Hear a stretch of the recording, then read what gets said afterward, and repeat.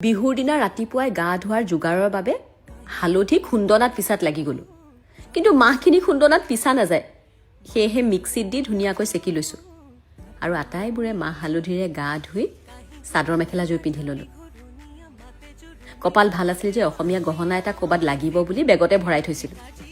দুইজনী মাক গামুচা আৰু এটা ব্লাউজ বিহু বুলি দিছো দিল্লীতটো আৰু আমাৰ অসমৰ দৰে চাদৰ মেখেলা নাপায় এটা কথাই ভাল লাগে যে যি দিও দুইজনী তাতে সন্তুষ্ট গুৱাহাটীৰ পৰা আহোতে বৰা চাউল আৰু সান্দহলৈ বান্ধি লৈ আহিছিল এইটো আমাৰ সদায়ৰে নিয়ম ৰাতিপুৱাৰ জলপান খাবলৈ গতিকে এইবাৰ বিহুটো অন্তত উকা নগল পিছে ক্ৰীম আৰু দৈ পেকেটৰে হ'ল ইয়াতনো আৰু ক'ত চুঙা দৈ পাম কপালত যে এইখিনি সান্দহ আৰু বৰা চাউলকে পাইছো তাৰপিছত কলহ ভাঙা কৰিবলৈ কলহ এটাও নাই সেয়েহে এইবাৰ আমাৰ পাচি ভাঙা কৰিলো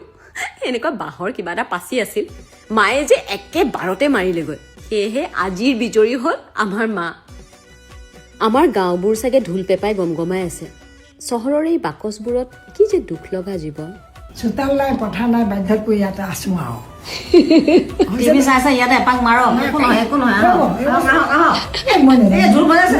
বিহুত চাদৰ মেখেলা পিন্ধিবলৈ নাপাই জিগিৰো ঠেহ লাগিছিল কিন্তু কিবাকৈ মোৰ দুপট্টা এখনেৰে চাদৰ মেখেলা বনালো